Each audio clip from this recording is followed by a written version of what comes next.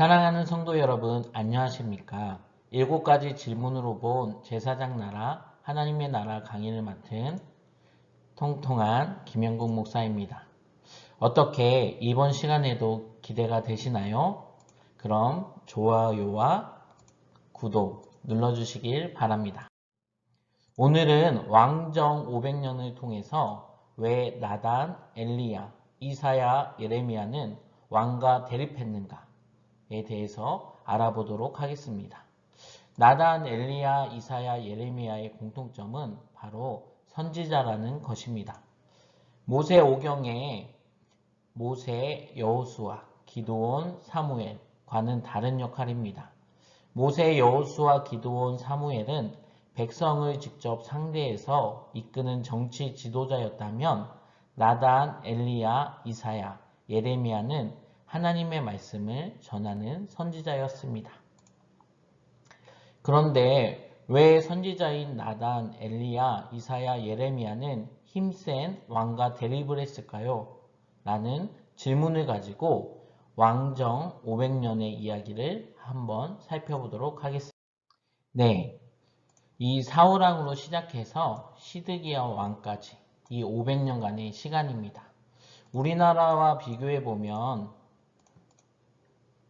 조선왕조 500년을 살펴보겠습니다. 바로 1392년부터 1910년 일본의 나라를 뺏기기까지 518년 동안 태조 이성계로부터 고종의 아들 순종까지 27명의 왕이 500년 동안 우리나라를 다스렸습니다. 왕정 500년이란 사무엘 때 등장한 사울왕과 예레미야 때의 시드기야 왕 사이 500여 년입니다. 이스라엘의 초대 왕이었던 사울과 남유다의 마지막 왕 시드기야까지 말하는데 이동안 42명의 왕이 왕정 500년을 이끌었습니다. 이 기간 동안 수많은 선지자들이 함께하게 됩니다. 이렇게 왕정 긴 500여 년의 전체 분위기를 질문 하나로 왕정 500년을 파악해 보는 것이 이번 강의의 목표입니다. 그 질문이 왜 나단, 엘리야, 이사야, 예레미야는 왕과 대립했는가입니다. 궁금하지 않으세요? 그럼 답을 먼저 살펴보도록 하겠습니다. 왜냐하면 왕의 통치가 제사장 나라의 기준에 못 미치기 때문입니다. 왕정 500년 동안에는 제사장 나라를 두고 왕과 선지자의 대립과 협력 분위기였습니다. 왕의 통치가 제사장 나라의 기준에 충실할 때는 선지자와 협력을 했지만 왕의 통치가 제사장 나라의 기준에 못 미칠 때는 선지자는 대립했다는 것입니다. 그런데 한번 생각해 볼 부분입니다. 왕이 어떤 사람입니까? 바로 최고의 권력자입니다.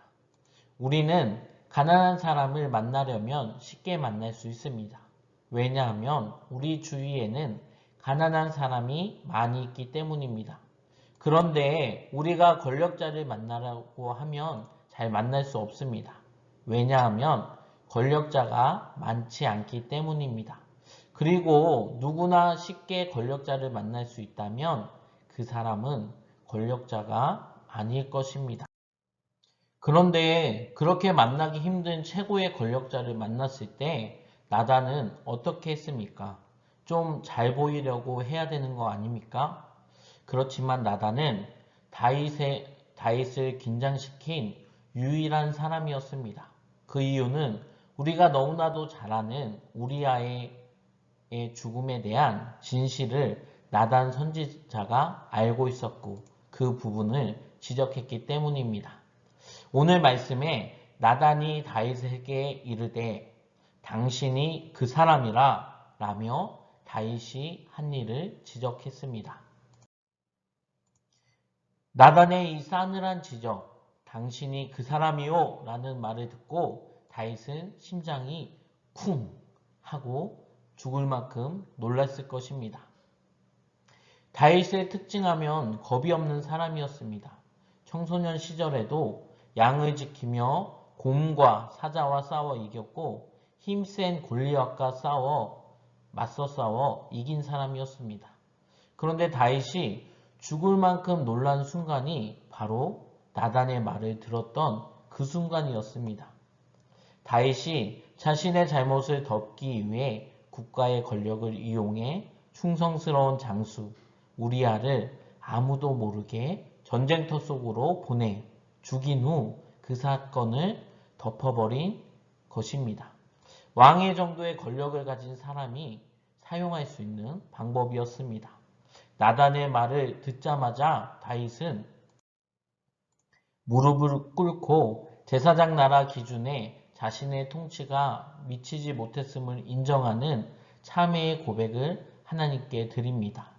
왕이지만 잘못에 대해 선지자가 지적을 했을 때 바로 무릎을 꿇었다는 것.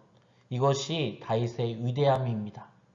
정결한 마음 주시옵소서. 오 주님, 정직한 영을 새롭게 하소서. 네, 우리가 너무나 잘 아는 찬양이죠. 바로 이 나단 선지자를 통한 하나님의 경고의 말씀을 듣고 다윗이 자신의 잘못을 뉘우치고 하나님 앞에 용서를 구하며 지은 시가 바로 시편 51편입니다. 이 강의를 한번 들으시고 시편 51편을 묵상하면 다윗의 마음이 좀 더 우리의 가슴에 남아있을 것 같습니다. 다윗은 또한 이스라엘의 왕이고 나단은 이스라엘의 백성이었습니다. 그러나 그럼에도 불구하고 나단은 공식적으로 하나님의 말씀을 전하는 선지자였기에 다윗이 하나님 앞에 잘못을 저질렀을 때에 왕과 정면으로 대립할 수밖에 없었던 것입니다. 이것이 제사장 나라의 공의입니다. 다윗이 제사장 나라에 대해서 이해하고 그 나라를 존중하고 제사장 나라에 대한 소망이 있었을 때 나단 선지자의 대립이 의미가 있습니다. 이어서 또 한 사람, 힘센 왕과 대립한 사람, 바로 엘리야입니다. 엘리야는 아합과 대립하는 가운데 갈멜산에서 바알 선지자들과 대결해서 승리하였습니다.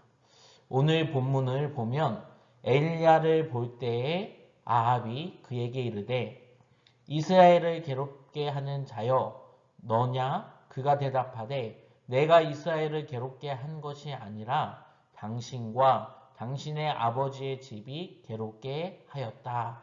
라는 내용의 말씀입니다. 엘리야는 북이스라엘의 아합 왕 때의 선지자입니다. 갈멜산에 하나님은 우리의 하나님. 네, 이 부분을 하면 이 찬양이 생각나는데 제가 이 찬양은 잘 모릅니다. 그렇지만 제가 렉처럴 코스에 갔을 때 이 부분을 조병호 박사님께서 이렇게 찬양을 부르셨는데 그 찬양이 아직도 생각이 나서 한번 저도 불러봤습니다. 하여튼 이 이야기는 엘리야의 예언으로부터 시작됩니다. 그 내용이 3년간의 가뭄으로 나라 경제가 어려울 것이라고 엘리야가 아합 왕에게 예언을 한 내용이었습니다. 이는 지금까지 이스라엘의 잘못에 대한 하나님의 처벌이었습니다. 네, 엘리야의 예언대로 3년 동안 가뭄이 진행 중일 때 아합 왕과 엘리야가 딱 만났습니다. 이때 이 가뭄이 엘리야의 예언 때문이라고 생각한 아합 왕에게 내가 이스라엘을 괴롭게 한 것이 아니라 당신과 당신의 아버지의 집, 즉 아합 왕과 오므리 왕조의 잘못 때문이라는 것을 아합에게 정확히 지적합니다. 다윗은 나단 선지자의 지적을 듣고 바로 엎드려 회개했습니다. 그러나 아합 왕은 엘리야의 지적을 알아듣지 못합니다. 그래서 갈멜산에서 한판 승부를 보자고 엘리야가 제언합니다. 제안합니다. 엘리야 1명 대 바알 선지자 450명의 대결을 하게 됩니다. 그것도 비가 안 와서 가물었을 때 강에서 하는 것이 아니라 바로 산 정상에 올라가 자고 제안을 합니다. 그곳에는 이 소식을 듣고 수많은 이스라엘 백성들이 모두 모여 지켜보고 있었습니다. 방법은 다른 것이 아니라 불이 내려와 제단 위를 태우는 편이 승리하는 것이고 그 신이 참신이라는 것을 선포하는 것입니다. 그렇게 정확하게 이야기하면 다윗 왕 때부터 섬겼던 그 이스라엘의 하나님이 참신인지 아니면 우상 저 이방 땅에서 넘어온 바알과 아세라 이 신이 정말 참 신인가에 대한 대결이기도 하였습니다. 이에 여호와의 불이 내려서 번제물과 나무와 돌과 흙을 태우고 또 도랑에 물을 핥은지라 모든 백성이 보고 엎드려 말하되 여호와 그는 하나님이시로다. 여호와 그는 하나님이시로다. 엘리야의 제단에 불이 내려온 모습을 본 백성들은 엘리야 하나님은 여호와시다. 엘리야 엘리야 엘리야 백성들의 연호를 받은 엘리야는 기손 시내가에서 바알 선지자 450명을 처형합니다. 이 모든 것을 지켜본 아합 왕이 생각을 바꾸는 것 같았지만 사마리아 왕궁에 도착한 아합 왕은 왕후 이세벨을 만나자 다시 생각을 바꿉니다. 엘리야 선지자가 아합 왕과 대립한 것은 북이스라엘의 아합 왕이 제사장 나라의 사명을 망각하고 바알과 아세라 우상을 섬겼기 때문입니다. 이와 같이 하나님의 선지자들은 그 시대에 하나님의 말씀을 전하고 하나님의 경고를 전하는 하나님의 사람들이었습니다. 제사장 나라에서 선지자들은 이처럼 왕이라 할지라도 그가 하나님 앞에서 잘못을 했을 경우 담대하게 가서 하나님의 뜻을 전하며 왕과의 대립도 불사했던 것입니다. 어떻게 재밌으셨습니까? 오늘은 왕정 500년을 통해서 왜 나단, 엘리야는 왕과 대립했는가에 대해서 살펴보았습니다. 다음 시간은 나단, 엘리야에 이어서 이사야, 예레미야 선지자는 왜 왕과 대립했는가를 한번 알아보도록 하겠습니다. 어떻게 다음 시간이 기대가 되십니까? 그렇다면 좋아요와 구독 부탁드립니다. 풀은 마르고 꽃은 시드나 우리 하나님의 말씀은 영원합니다. 감사합니다.